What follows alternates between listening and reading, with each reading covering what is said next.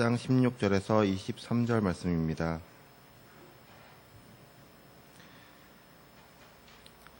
보라, 내가 너희를 보냄이 양을 이리 가운데로 보냄과 같도다. 그러므로 너희는 뱀과 같이 지혜롭고 비둘기같이 순결하라.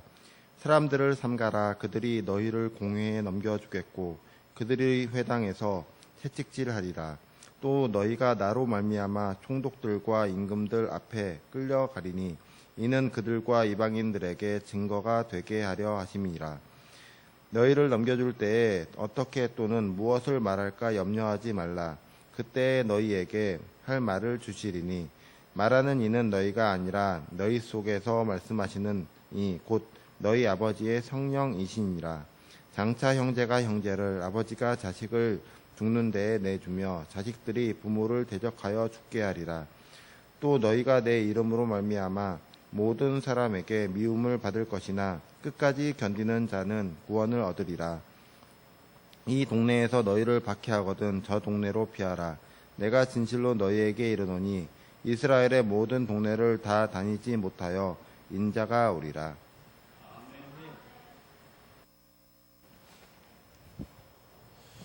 성도 여러분들을 사랑하시는 우리 아버지 하나님께서 성도 여러분들의 이 모든 기도의 제목들을 꼭 다 기억하시고 들어서 응답해 주시며 응답의 열매로 성도 여러분들의 삶의 자리에 풍성하게 채워주시기를 간절히 축복합니다. 성도 여러분, 오늘 우리 8월 14일입니다. 8월 둘째 주일이면서 내일은 71번째를 맞이하는 광복절이기도 합니다. 우리를 사랑하시는 예수 그리스도께서 우리나라와 민족 위에 크고 놀라우신 하나님의 섭리에 귀한 은총을 내려 주실 뿐만 아니라 오늘 이 시간 우리 모두에게도 놀라운 사랑으로 풍성하게 내려주시기를 간절히 축복합니다. 예수님께서 12 제자를 택하시고 그들을 충성스러운 주님의 제자로 훈련시키기를 원하셔서 불러 모으시고 두 사람 짝을 지어서 전도 여행을 떠나도록 하셨습니다. 그러시면서 이제 저들에게 이제 전도하러 이제 나가서 이렇게 주의해라라고 하는 이런 의미의 말씀을 오늘 말씀 보면 말씀을 하셨습니다.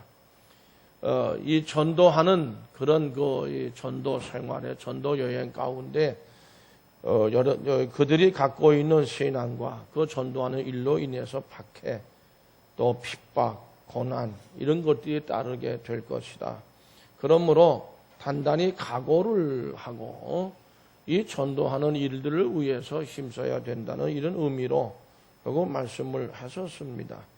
성도 여러분, 복음 전파를 위해서 힘쓰는 전도자들에게 여러분 그들이 나가서 몽둥이로 찜질해가면서 들겨 패면서 예수 믿으라고 하는 것도 아니고 무기를 들고 다니는 것도 아니고 무슨 그 사회 형편 또 나라와 민족 가운데서 무슨 반란을 일으키려고 도모하는 것도 아니고 무슨 어떤 그 사람들을 모아서 소요를 그런 것도 아닙니다. 어떻게 보면 은밀하게 다니면서 예수 믿자고 예수 그리스도는 우리의 메시아가 되신다고 성경 말씀대로 다 이루어 그렇게 이제 전도를 하는데 왜 핍박을 합니까? 왜 박해를 받아야 합니까? 사회적으로 무슨 암적인 존재가 돼서 사회를 어지럽히고 혼란하게 하는 것도 아니지 않습니까? 근데 오늘 말씀 보면 예수님 말씀대로 하면 분명히 고난이 따른다는 거죠. 박해, 핍박에 따른다는 이런 말씀을 하신 것으로 봅니다. 16절 말씀에서 말씀하신 모든 내용들이 그렇고 또 그 이하를 쭉 읽어봐도 그렇습니다. 성도 여러분, 왜 그러냐? 이유는 딱 하나입니다. 시대가 악하다. 죄가 많은 시대이기 때문에 그렇습니다. 사람이 다 선하다고 우리가 보고 있는데 성경에서는 인간이 선하다고 얘기를 합니다. 근데 그 선한 사람들 중에 보면 악한 사람들이 있습니다. 악한 사람 만나다 보면은 해를 당하는 경우가 많습니다. 그렇지 않습니다. 선한 사람들끼리 어울리면 그런 건 별로 없습니다. 악한 악인들을 만나게 되면 이게 어지러워지고 이게 형편없는 모양이 되고, 요즘 우리 사회신문 보다 보면 괜히 가는 사람 칼로 찔러 죽이고 말이죠. 에? 버스 운전기사 들고 패고 술 먹고 올라타가지고 뭐 지 맘에 안 들었는지 지나가는 뭐 어린아이들 뭐 들고 패고. 에? 이게 시대가 악해서 그렇고 죄가 많은 시대, 죄악의 시대가 돼서 그렇다. 오늘 말씀은 시대가 악하다는 거죠. 그렇기 때문에 파괴적이고 사납다, 쓰기는 사납다고 쓰지만은 우리가 발음할 때는 되게 싸납다. 사람들이 다 싸납고 거칠기만 합니다. 예수님 시대도 그랬고 지금은 더 악하고 더 싸나운 아주 거친 사람들이 많습니다. 그렇게 생각하는데, 그러므로 예수님께서는 제자들을 둘씩 짝을 지어서 전도를 내보내시면서 하시는 말씀이 16절 말씀 다 함께 같이 읽습니다. 내가 너희를 보냄이 내가 너희를 보니 양을 이리 가운데 보냄과 같도다. 아멘. 그렇게 말씀을 하셨어요. 이 세상, 내보내는 그 세상, 제자들이 전도하러 나가는 그 세상을 이리와 같다고 말씀하셨고, 거기다 비유해서 그 시대의 어떤 성격을 말씀하신 것으로 생각을 합니다. 악한 모습, 거칠고 아주 괴팍하고 싸나운 모습들, 그게 꼭 이리와 같다는 거죠. 이리에 대해서는 아마 그 시대 사람들도 잘 이해를 하고 있었던 것 같습니다. 이리들이 가장 맛있어 하는 좋은 먹잇감이 양으로 되어져 있고요. 그 양을 공격하기 위해서 준비하면서 결정적인 순간을 기다리고 있는 모습을 우리는 생각할 수 있습니다. 그만큼 공격적이고 탐욕적이라, 한번 딱 눈에 띈 먹잇감은 놓치는 법도 없다고 그래요. 그래서 양을 꼭 이리 가운데, 그러니까는 보내는 것 같다. 너희들을 지금 내보내는데 전도하러. 그와 같다고 예수님이 말씀하신 거죠. 그러니까 예수님이 편안한 마음으로 전도하러 나가라. 그렇게 하시는 게 아니라 내보내시면서도 마음이 불편한 거예요. 저들이 나가서 또 어떤 고난과 시련과 박해를 받을 것인가라고 하는 거죠. 이리는 성질이 아주 모질다고 그럽니다. 사람들 중에도 아주 모진 사람들이. 최근에도 몇 살짜리 어린아이 똥을 못 가린다고 그래가지고 변을 못 가리니까 침대에 묻혔다고 목 잘라 죽였어. 3살짜리인가 4살짜리인가.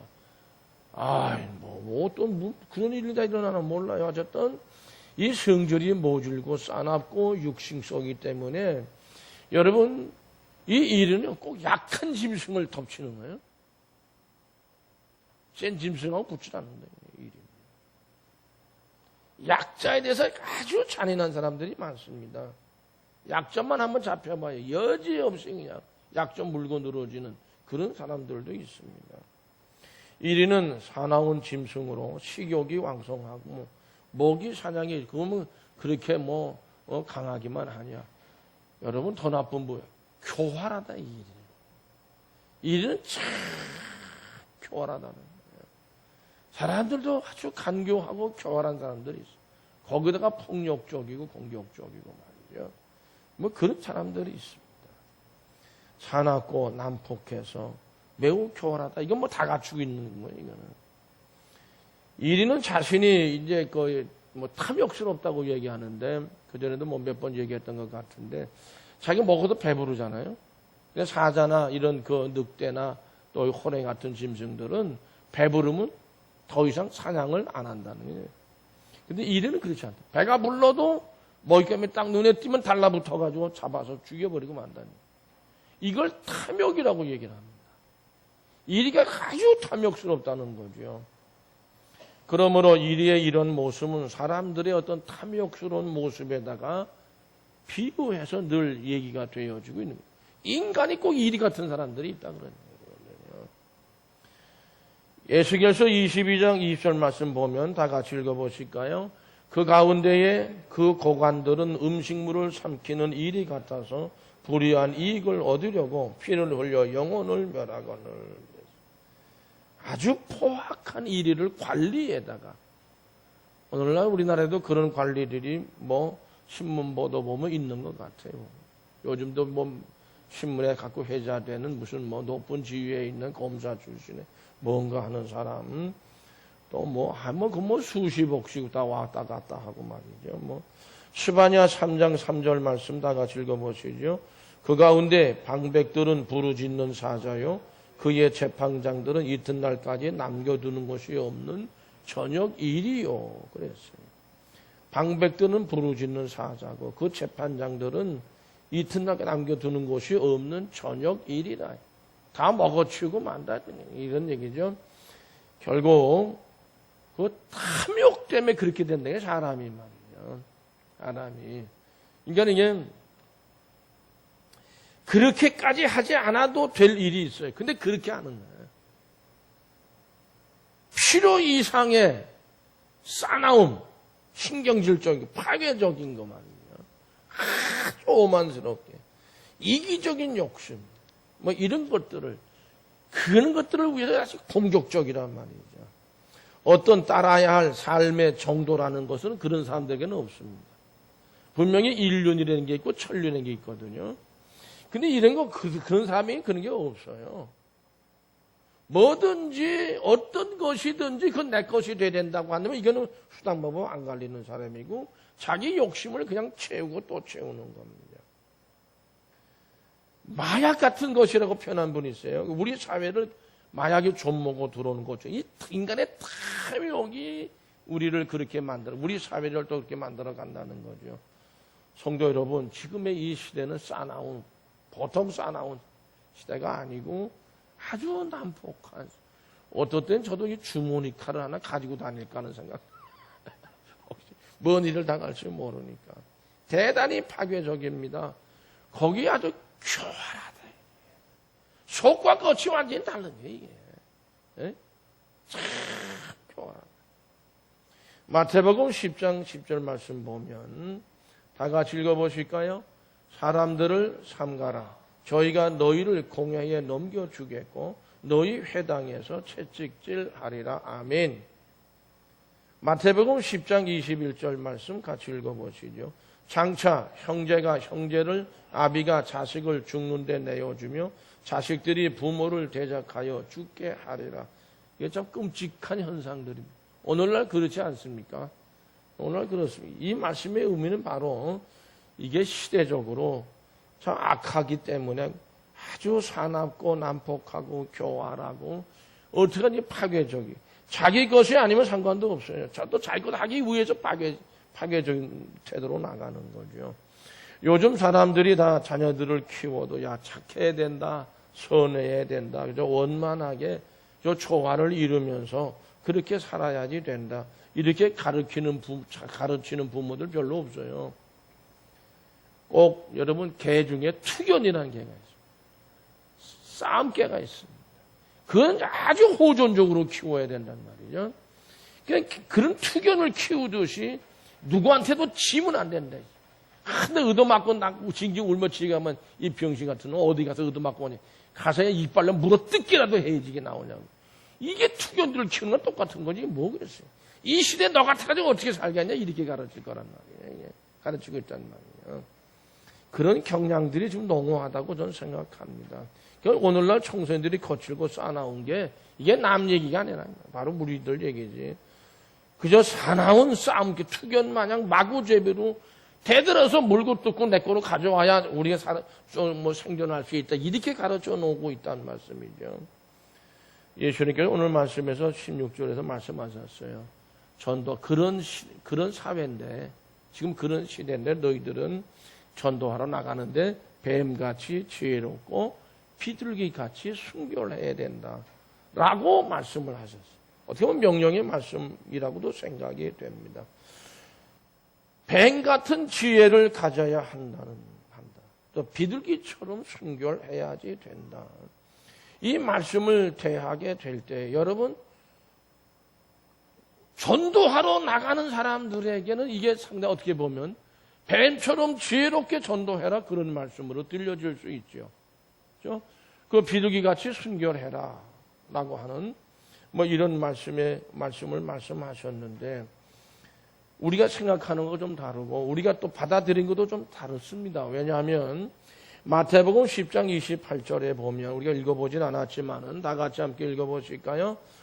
몸은 죽여도 영혼은 능히 죽이지 못하는 자들을 두려워하지 말고 오직 몸과 영혼을 능히 지옥에 멸하시실 이를 두려워하라 이렇게 말씀하고 계세요. 여러분 뱀같이 지혜롭게 어려움과 시련과 박해와 핍박이면 잘 그 지혜를 받아가지고 지혜롭게 행해서 피해가라 뭐 이렇게 생각할 수 있죠. 뭐 저도 그 전에 이 말 본거 설교 때 그 비슷하게 설교를 했어요. 그리고 이제 비둘기처럼 순결해라. 어떻게 하든지 그런 모습에서 그런 어떤 박해와 핍박 속에서 나름대로 전도의 그런 사명을 다 하고 그리고 너희들은 그렇게 하면 그렇죠 그냥 강력하게 밀고 나가 전도하다 보면 또 충돌해서 또 반대 어떤 역풍이 불 수도 있고 하니까 비둘기처럼 순결해라 그렇게 얘기한 건 아닐까 이제 이렇게 말씀 우리가 받아들일 수 있거든요. 근데 몸은 죽여도 영혼은 능히 죽이지 못하는 자들을 두려워하지 말라. 너희 핍박 박한 사람들 두려워하지 말고 오직 몸과 영혼을 능히 죽여 멸하실 수 있는 이를 두려워해라. 영혼을 멸하는 분은 하나님밖에 안 계시거든요. 그분을 두려워해라. 그게 무슨 소리예요? 이거 죽으라 소리예요. 박해받고 핍박받고 전도로 나가서 그럼 뱀 같은 지혜하고 비둘기 같은 순결은 무슨 의미냐 이게? 응? 그 의미는 무슨 이게 박해받고 고난받고 시련받고 너희들 순교해라 그 말씀입니다. 이게 말. 그러니까 이게 우리가 이거 어떻게 이걸 받아들여야 되느냐라고 하는 이런 의미로도 우리가 받아들일 수 있는데요. 예수님께서 이제 그 전도로 내보낼 때 70명을 갖다 놓고 둘씩 짝을 지어 보낸 적도 있습니다. 그때 이제 또 제자들을 그 전에도 또 한번 전도를 내보낼 때 어떻게 권세를 줬어요. 귀신을 내쫓고 병든 자를 일으키는 돌아와가지고 막 환호했어요 제자들이. 성도 여러분, 근데 오늘 말씀에서는 마침내는 너희는 전도하다가 죽는 것이 옳다는 말씀 아닙니까? 근데 그러면 우리의 삶의 현재 뱀같이 지금 비둘같이 순결해야 되는 말씀은 이게 무슨 뜻이냐? 정말 우리가 여러분들은 어떻게 생각하십니까? 환난과 고난과 시련 속에 순교하는 그런 의미로 받아들여지게 될 때에 뱀의 지혜와 비둘기의 순결은 어떻게 우리가 받아들여야 되겠느냐라고 하는 것이죠. 오늘 말씀 보면 이제 제자들은 뭐예요? 양이고 세상은 뭐예요? 그들이 나가서 전도의 대상은 일입니다. 이리에게 나가서 전도를 해야 되고 이리 같은 세상을 변화시켜야 된단 말이죠.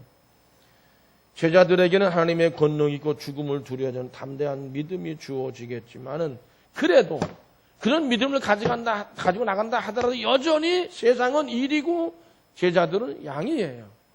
우리가 아무리 용맹성 있고 담대한 믿음을 가지고 나간다 하더라도 세상은 일이고 우리는 양이에요. 언제 어떻게 잡혀먹을지 모른단 말이죠. 오늘날도 그래요. 여러 가지로 정부 정책에 반대하게 되면 모여가지고 무슨 모임 해가 단체 해가지고 결속을 해가지고 막 데모도 하고 그렇게 하지 않습니까? 그러면 그렇게 해서 동원해서 힘이 좀 생겼다 하더라도 어때? 세상은 여전히 일이고 그들은 뭐예요? 양에 불과하다. 잡혀 먹을 수 있다. 그런 운동이 성공하는 경우도 별로 많지도 않습니다.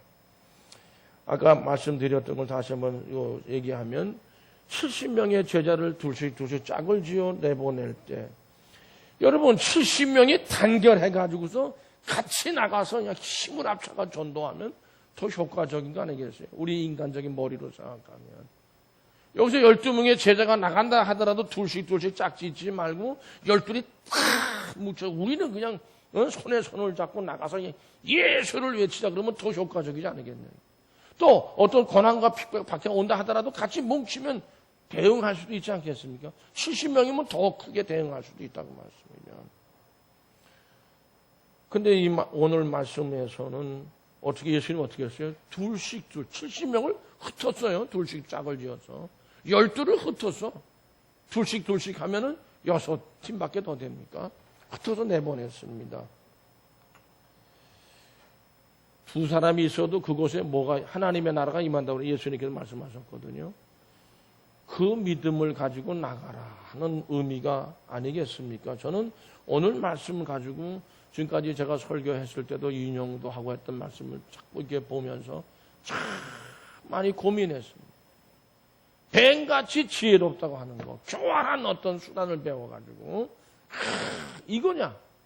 응? 비둘기 순결 연약합니다. 짓밟으면 그 죽는 게 비둘기란 말이에요. 이걸 어떻게 그냥 그렇게 해서 순결을 해라. 뭐 그렇게 비둘기의 순결 같은 거를 생각해 보면은 또 그저 목매고 그저 죽는 거에 제일 걸리면 죽는 거죠. 성도 여러분, 뱀의 지혜와 비둘기의 순결 이거를 지켜야 된다는 게 예수님 말씀이고 그런 모습이 그들의 전도에 나타나야 되는 말씀일 거라고 생각합니다. 창세기 3장 1절에서 보면 뱀에 대해서 말씀하십니다. 같이 읽어보시죠. 그런데 뱀은 여호와 하나님이 지으신 들짐 중에 가장 간교하니라 그랬습니다. 하나님이 지금 피조물에 제일 간교한 게 뱀이라고 말씀하십니다. 간교하다라고 하는 말은 부정적인 의미죠. 상당히 교활하다는. 근데 이 간교하다는 말로 번역되는 우리말로 번역된 그 히브리어 단어를 보면 그 단어가 아룸이라는 단어로 되어져 있다고 그럽니다. 근데 잠언 12장 23절을 보면 이 아룸이라는 단어가 나오는데 잠언에서 이 아룸이라는 단어를 번역할 때는 교활하다, 간교하다고 번역하지 않고 따라서 하세요. 슬기롭다. 큰 소리로 슬기롭다. 좀 날씨가 덥긴 하지만 좀 큰 소리로 따라서 하세요. 슬기롭다. 똑같은 단어인데 하나는 슬기롭다고 하나는 간교하다로 번역했단 말이죠. 두 가지 의미가 다 있다고 봐야 될 것 같습니다. 저는 이런 글을 읽으면서 그런 생각했어요. 히브리 말은요.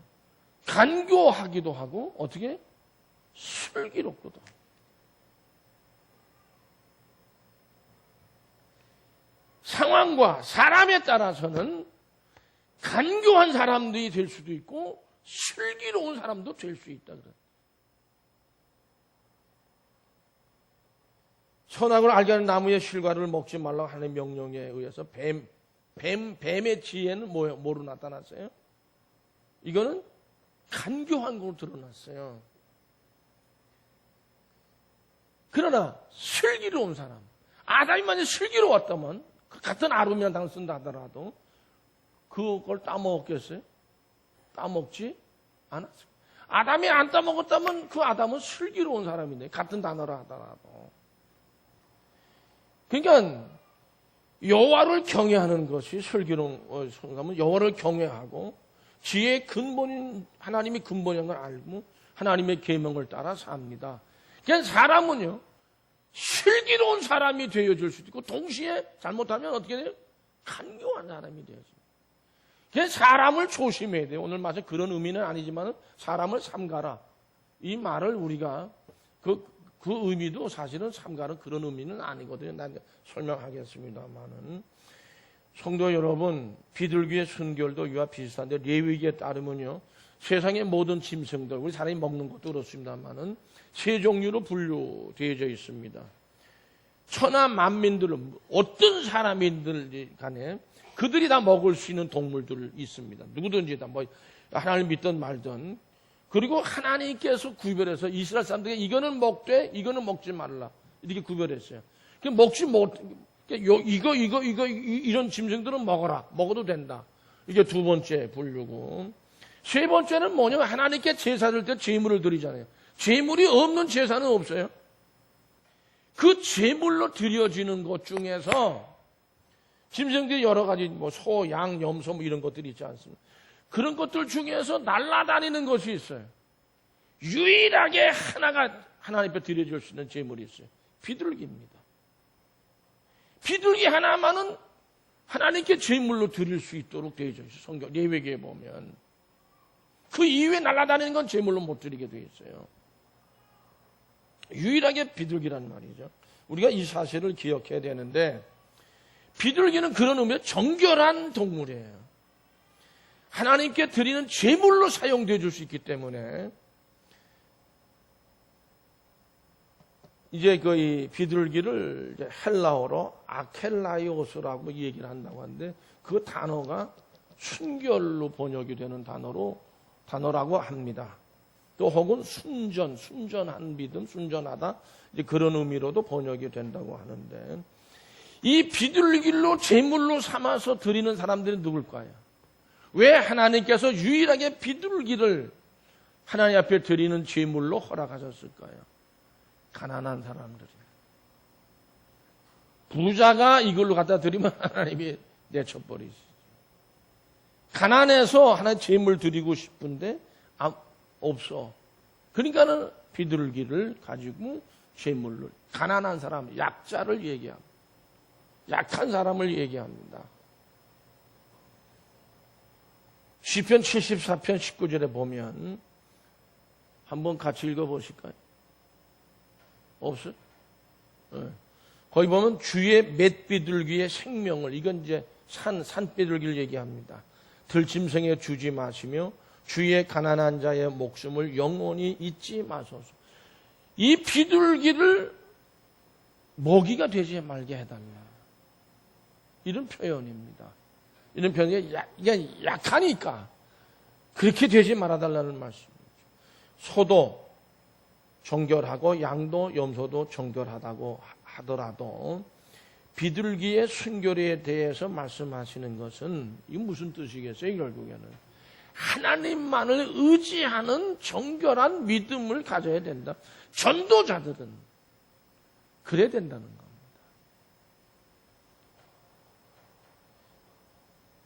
로마서 16장 19절을 보면요, 악을 행하는 데에 미련하라는 말씀을 하고 계십니다.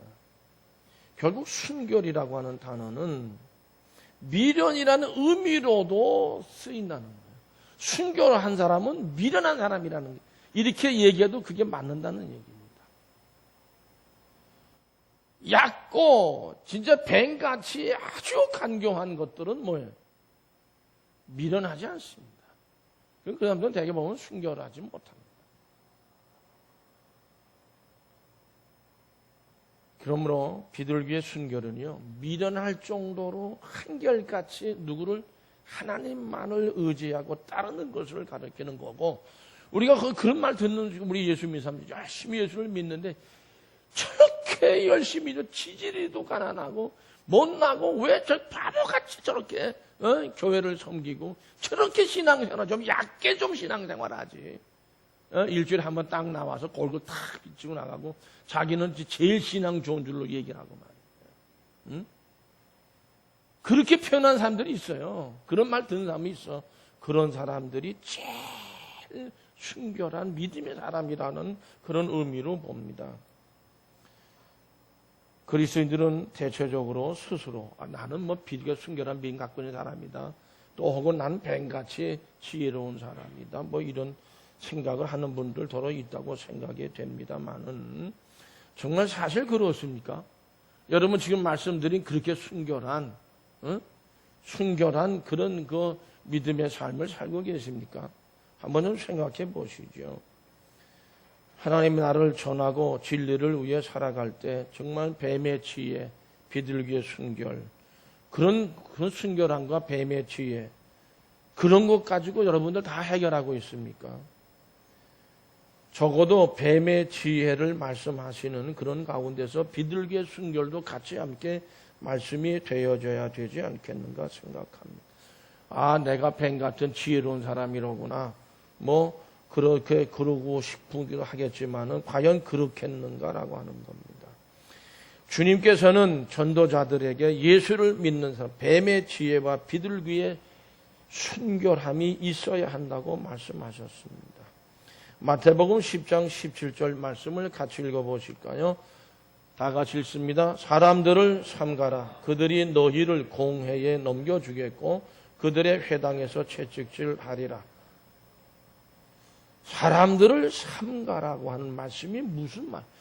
사람 가려가지고 뱀 같은 지혜로 다 가려서 요 사람은 좋은 사람 같으니까 사귀고 요 사람은 악한 사람 같으니까 사귀지 말라, 그런 의미는 아니다. 이 말씀의 의미가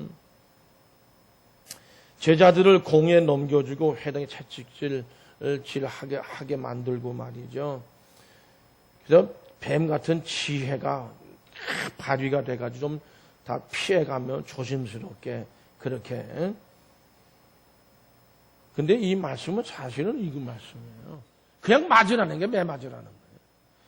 주님께서 하시는 말씀은 너희들이 그 전에 끌려가서 채찍에 맞게 될 건데 그대로 맞아라. 그리고 사람을 어떤 삼가라는 의미는 그럴 때에 그들이 잡아다가 집어넣고 때리고 하는 그 사람들의 그 모든 행위에 대해서 어떻게 해라. 다른 어떤 빽 있고 능력 있는 사람들을 찾아가서 이 사람들을 눌러서 나를 풀어나게 해달라. 그렇게 하지. 사람을 의지하지 말고 누구를 의지해라. 그때 주여 주여 하면서도 누구를 의지해라? 하나님만을 의지해라. 예수님만을 의지해라. 그런 말씀인 줄로 믿어지면 아멘. 믿으시면 아멘. 삼가란 말씀의 의미는 원래 그 뜻은 그런 뜻입니다. 왜 나를 이렇게 잡아가? 내가 무슨 악한 일을 했? 예수 믿으라고 전도한 것밖에 없는데, 신앙생활 열심히 하려고 노력한 것밖에 없는데 왜 날 붙잡아서 이렇게 때리고 매질을 하느냐? 왜 이렇게 핍박을 받게 되느냐라고 하는 겁니다. 여러분, 오늘 말씀 가운데 17절, 18절을 다시 같이 함께 읽어보실까요? 사람들을 삼가라. 그들이 너희를 공회에 넘겨주겠고 그들의 회당에서 채찍질하리라. 또 너희가 나로 말미암아 총독들과 임금들 앞에 끌려가리니 이는 그들과 이방인의 증거가 되게 하려 하심이라. 왜 이렇게 고난과 핍박과 박해를 받으면서 그대로 비리가 순결한 믿음을 지켜나가야 되느냐? 왜 뱀 같은 지혜를 통해서 이게 지켜나가야 되느냐? 그로 인해서 그 고난과 신을 통해서 하나님의 사랑에 아들을 우리의 죄의 값으로 내어준 사랑의 증거가 되기. 또 예수 그리스도의 십자가에 못 박혀 죽으신 그 모든 속죄의 피 흘림을 통해 나타난 예수 그리스도의 은혜가 나타나기 위해 증거되게 하기 위해서 그렇게 신앙을 지켜나가야 된다. 그 말씀인데 우리 받아들이기가 참 쉽지 않은 것이죠. 쉽지 않은 것이죠. 그러나 예수님은 그렇게 말씀하신 겁니다. 증거가 된다. 우리가 그걸 참고 끝까지 그 믿음을 지켜나가면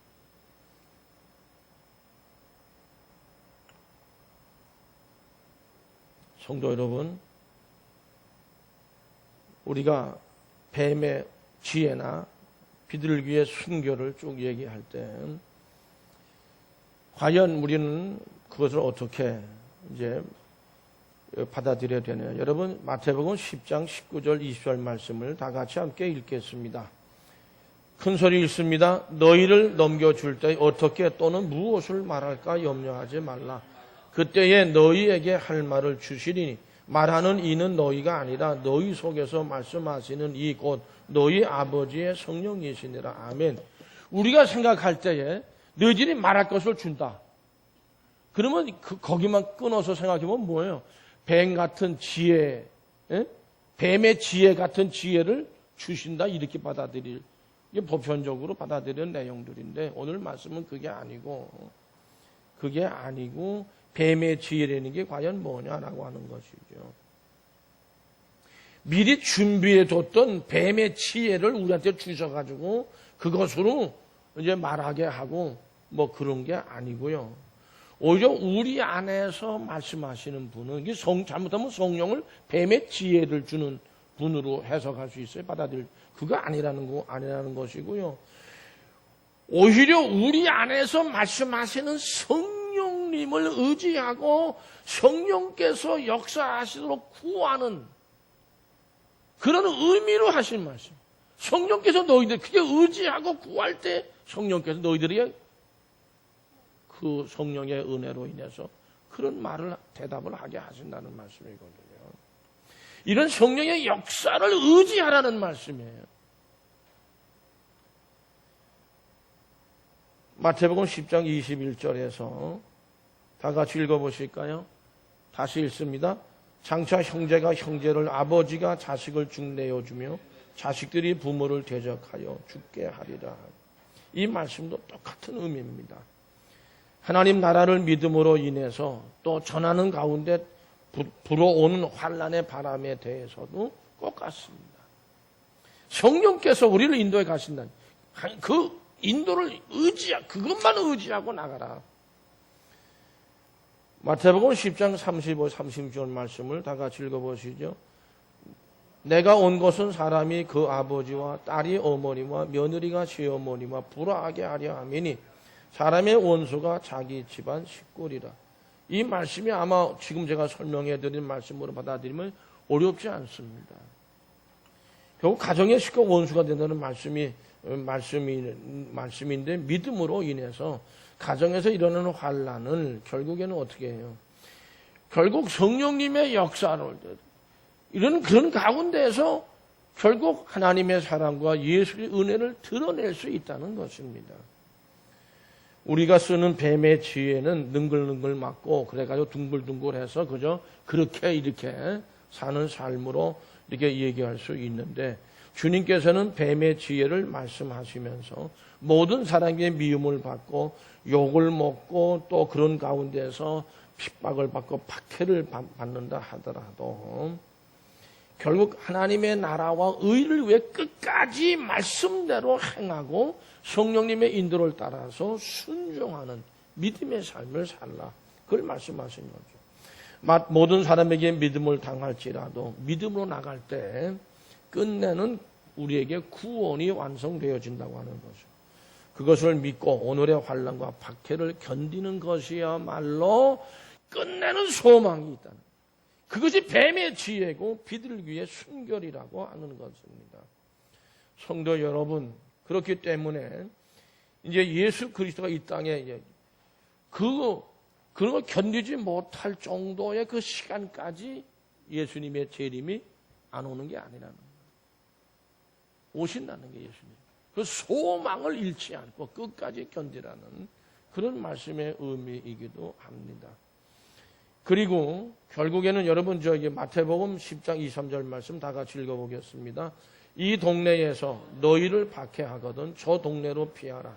내가 진실로 너희에게 이르노니 이스라엘의 모든 동네를 다 다니지 못해 인자가 오리라. 예수님의 재림이 되는 언급인데 너희들이 감당하지 못할 만큼의 그 시간까지는 가지 않고 온다는 거예요. 예수님 다시 오는 재림에 대한 소망을 잃지 말라는. 그러니까는 어떤 사람이 지혜로운 사람이냐? 이 세상은 아무리 이런 환난 많고 고난 박해가 많다 하더라도 그건 영원하지 않다. 그거를 깨닫는 것이 뱀의 지혜입니다. 그 소망을 깨닫는 것이 뱀의 지혜입니다. 세상에서 힘을 가지고 권력을 가지고 부귀를 가지고 많은 사람들은 그것이 영원할 줄 알지만 결코 영원하지 않다는 주님이 오셔서 다 심판하신다. 그걸 굳게 믿고 오늘 박해를 당하고 총독들과 임금들에 끌려가고 가족들 간에 불화가 생기고 그렇게 하더라도 하나님 나라를 전하고 신뢰하며 순종하는 것 그것이야말로 뱀의 지혜의 말씀이라는 거예요. 그러므로 우리는 뱀의 지혜라고 하는 건 다른 게 아닙니다. 따라서 하실까요? 십자가를 지는 지혜입니다. 어렵고 힘든 일 피하려 하지 말고 믿음 가운데서 십자가를 지는 그런 신앙의 삶, 그게 뱀의 지혜라는. 세상 모든 사람들은 십자가를 피하면 지혜롭다고 생각하고 어렵고 힘든 피해가면 그러고서도 얘기하죠. 아유, 저 너무 야가 빠져가지고 교회 일도 그렇지 않습니까? 주님의 지혜는 끝까지 십자가를 피하지 않고 십자가로 나가는 것, 그것이 지혜입니다. 그래서 십자가야말로 하나님의 지혜입니다. 고린도전서 1장 18절 말씀 다 같이 읽어보시죠. 십자가의 도가 멸망하는 자들에게는 미련한 것이요 구원을 받는 우리에게는 하나님의 능력이라. 믿으시면 아멘.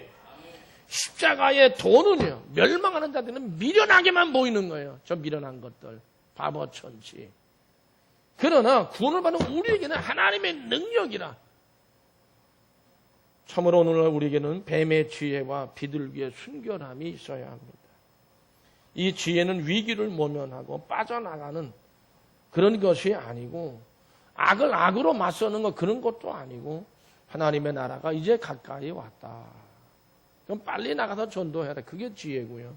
성령께서 우리를 지키시고 인도하실 줄로 믿는 지혜, 그것이 참 지혜고요. 모든 사람에게 미움을 받게 되는 것이 당연하다. 내가 예수를 믿기 때문에. 이것이 지혜, 그런 깨달음이 지혜고요. 끝까지 믿음을 지키는 순결, 채찍질을 당하고 어려움을 겪고 죽음을 당해도 믿음을 버리지 않는 그것이 비둘기의 순결로 얘기되는 그 지혜입니다. 믿음입니다. 순결입니다. 주님을 따라서 오직 순종하면서 하나님 나라를 증거하며 살아가는 주님의 제자들에게 뱀의 지혜와 비둘기의 순결을 주시기를 우리는 기도해야 할 줄로 믿습니다. 요즘 리우 올림픽이 요즘 절정에 이른 것 같습니다. 올림픽 우리 그 양궁이 또 대단한 결과를 가져왔어요. 거기에 이제 금메달, 여자 개인 경기 금메달을 딴 이제 이관왕이 된 사람이죠. 장혜진 선수라고는 선수가 있습니다. 제가 그거 봤어요.